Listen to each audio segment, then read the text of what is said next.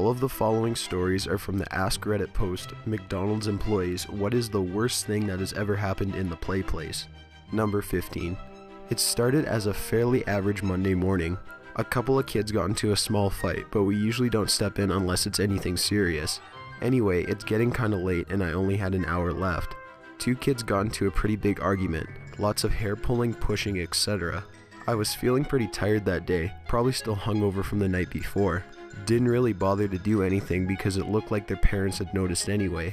One of the kids was fairly older than the other one, and the mother of the younger kid was pretty pissed off that her kid was being bullied. The mother of the older kid was your typical lazy parent who doesn't give a shit about what their child is up to, and insisted it wasn't her problem. Now the mother of the younger kid looked extremely pissed off before they had even began to talk. I could visibly see her face growing redder and redder as each second passed. She told the other mom that she should bother to raise her kid properly, and said that her daughter should give her child an apology. The mother just shrugged it off and turned away. Apparently the mother of the younger girl didn't like that, because within seconds she grabbed her by the hair and slammed her face into one of the plastic slides. The rest of the kids simply watched in horror as the mother proceeds to push the woman headfirst into the ball pit while desperately trying to kick her in the head.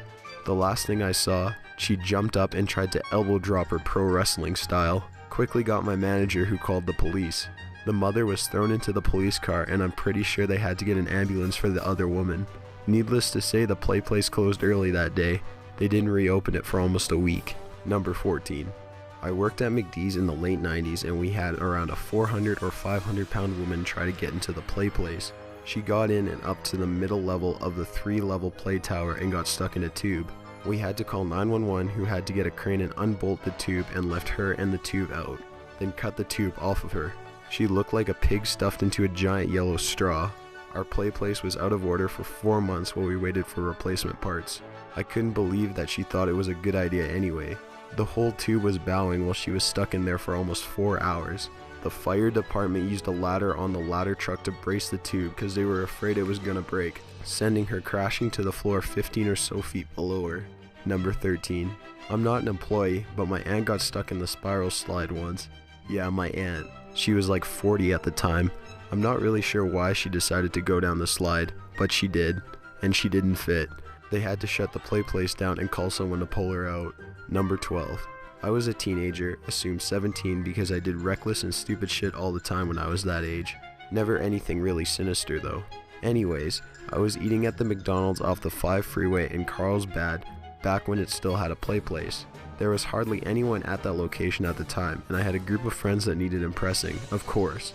The plan didn't come together until I was collecting our trash on our tray. The trash went into the bin, but the tray stayed with me.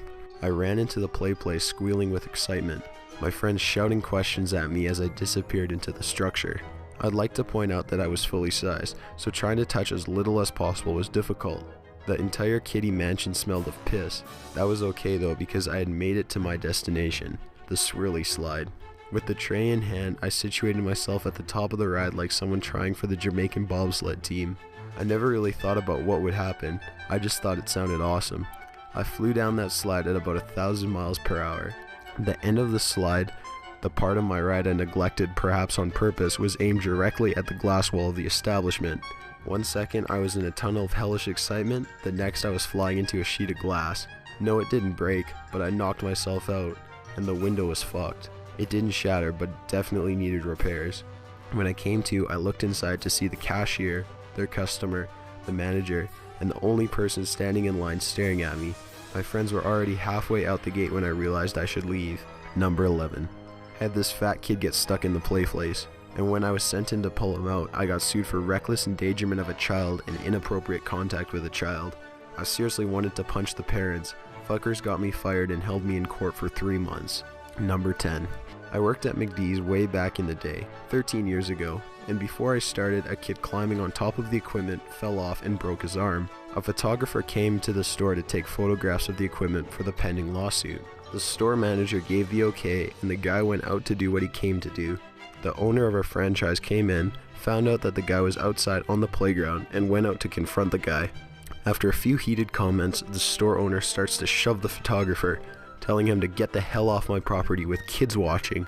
All the kids came running into the store, screaming and crying, while parents tried to dodge the now full-out fist fight on the playground. 2 grown men, screaming and punching while kids were screaming like Jesus was on them. I didn't last long at that job. Number 9. My sister had to clean piss that went from the top of the slide to the bottom. She started at the top like an idiot and lost her footing. Number 8. There was a kid's birthday party and they were having a group photo taken in front of the PlayPlace.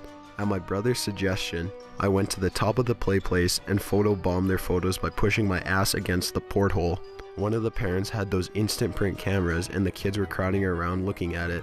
I sneaked a peek to check out my photobomb and my ass turned out majestic. I still like to think that the photo is framed somewhere to this day on someone's mantelpiece. Number 7. I worked at McDonald's 6 or 7 years ago, and once a child pissed at the top of the PlayPlace. The stairs are split level the whole way down, so it became a cascading waterfall of urine.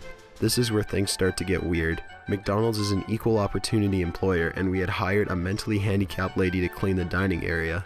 She was the first employee alerted to the situation by one of the children. This mentally handicapped lady immediately scolded the child and told him to clean it up and gave him a bar towel. This child did exactly what he was told and began crying as he became drenched with piss. He ran out of the PlayPlace and explained to his mother what had transpired. The mother, furious, stormed to the counter to demand a manager. She was ready to sue McDonald's and settle out of court for a large undisclosed amount. The cleaning lady was dismissed. I should also mention that yours truly had to clean the PlayPlace in the end. Fuck.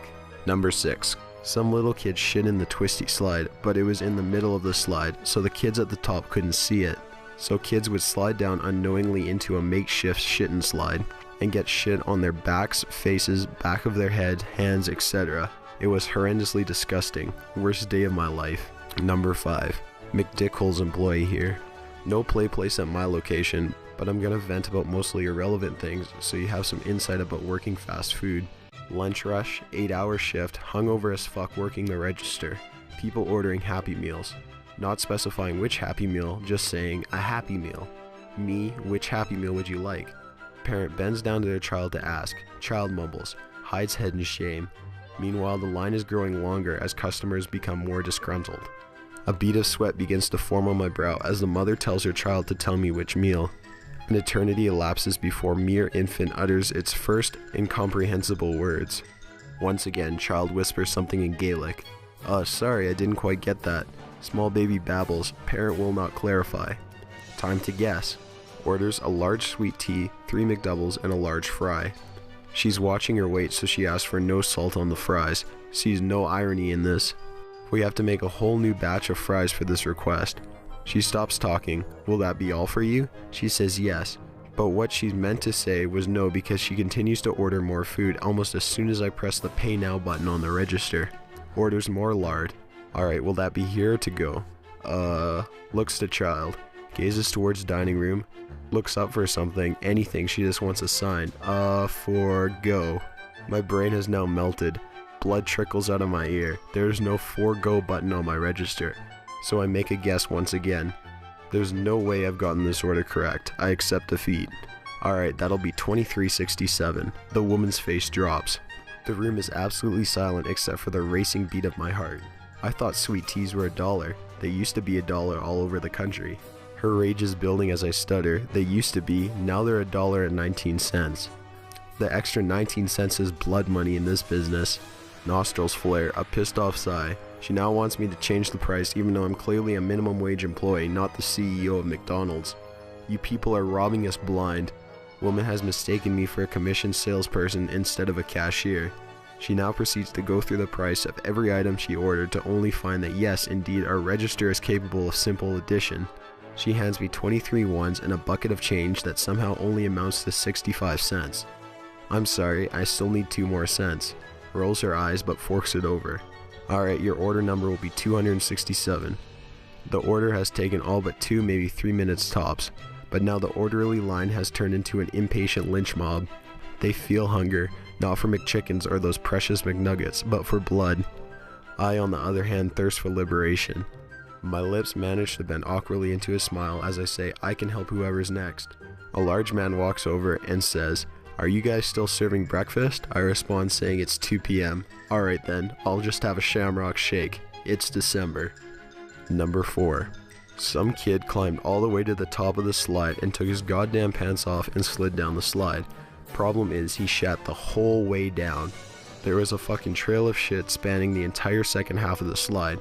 We only found out because some other fucking kid slid down that slide and came out covered in chunky liquid shit and began crying uncontrollably. Number 3. Kid vomited and proceeded to pick up fistfuls of chunks and throw them at other children, who then vomited. We closed the play place for like 2 weeks to have the whole thing heavy duty cleaned and sterilized by a hire out company.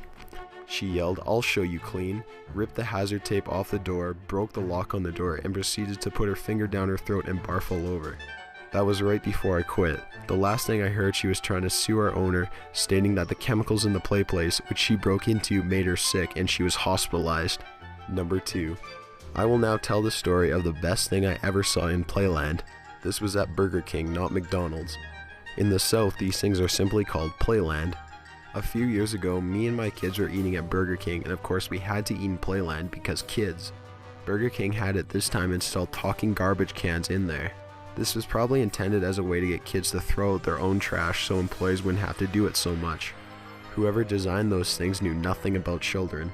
Pushing your garbage in past that spring-loaded flap, which says thank you on it. The trash can would say thanks for the garbage or something like that. You know, things a talking trash can would say. Any parent could tell you what would happen next. Children know that trash cans cannot actually speak, so each successful child, having been congratulated by the trash can, would do the obvious thing and put his head inside the trash can to see who's in there. Then the spring-loaded thank you flap would swing shut and grab the children by the neck in a manner of a squirrel trap, and they could not get their heads back out. There would be flailing and muffled screams, and they would have to be rescued by their mom. This would happen over and over and over again. Kids of a certain age will put their heads into a talking trash can even if they just saw the last kid get garroted by it. It kind of makes them even more curious. Just one kid after another getting choked by this evil instrument of torture. Thanks for the trash. It was the best thing I'd ever seen. Kids leave, new kids take their place, new victims for the magic trash can. I never got tired of it. Next time we went to Burger King, they weren't there anymore, but I hope someday they will come back for another try. Number 1. So my brother and I, about 12 and 10 respectively, scarfed down our meals and started exploring the play area. Now this wasn't your average play place. It was huge, and they had these weird child-sized, hardish stuffed animals attached to the floor with Velcro. I didn't know who came up with them or how they were meant to be played with, but they resembled a harder, lighter punching bag in texture. Back to the story though. Our stepmom sat below finishing her food while she glanced upwards every now and then to make sure we were okay. My brother and I soon parted ways in the massive structure. Sometime later, a random kid and I squeezed past each other while crossing paths in one of the tubes. As soon as we were clear, he glared back at me and growled, "Touch me again and I'll slit your fucking throat." Now this child couldn't have been any older than me, so you can understand my shock at hearing this uttered by a child that was no older than 10. As if he had a weapon. He was gone before I could process what he said, and I didn't retort. Oh well, back to playing. I guess some kids are just crazy. Sometime later, my brother and I met at the top of the spiral slide. Being that he got there before me, he went down first. As I'm sliding down the spiral, I hear an argument unfolding below. As I emerge from the bottom of the play place, the scene becomes clear. Psycho Kid was all up in my brother's face, screaming unintelligible threats. I guess the little shit took his time getting off the slide and my brother slid right into him. The kid is getting more and more aggressive, screaming louder and getting physical, shoving my brother's chest like the little bitch thugs always do when they're trying to intimidate. My brother, who, I'll point out, is a head taller than this fucking delinquent, is keeping his cool and trying to tell the shit to fuck off. The kid's dad is nearby, and get this, the hick-ass greaseball mumbles, "You tell him, Jimmy," in between mouthfuls of burgers. A couple things went through my head before I acted. The kid's unfortunate excuse for a father couldn't care less if the world ended tomorrow. My brother can't as well beat this younger asshole without some chance of repercussions. My approaching stepmom is a good 5-10 seconds away on the other side of the play area, and I need to reassert my dominance over this hillbilly spawn. Whose best experience with violence probably comes from WCW or the WWE. He didn't see me coming. I ripped a nearby giant duck from its Velcro binding and brandished it by the tail, charging towards this violent little brat. I don't even think he turned around at all. The first blow hit him square in the back with all my weight behind it. He tumbled onto the floor in front of my brother, gasping for air. I guess I knocked the wind out of him, but I wasn't finished. "Slit my fucking throat, will you?" I shouted with every swing. He was crying for his daddy, but by that time my stepmom had already dragged us away. She was about to end the trip early before we explained the situation. In the end, she decides not to punish me, gives a heavy sigh, and chalked it up to another case of small town madness. Got an idea for a top 15 list? Be sure to leave it in the comments below. Be sure to subscribe for future videos. Thanks for watching.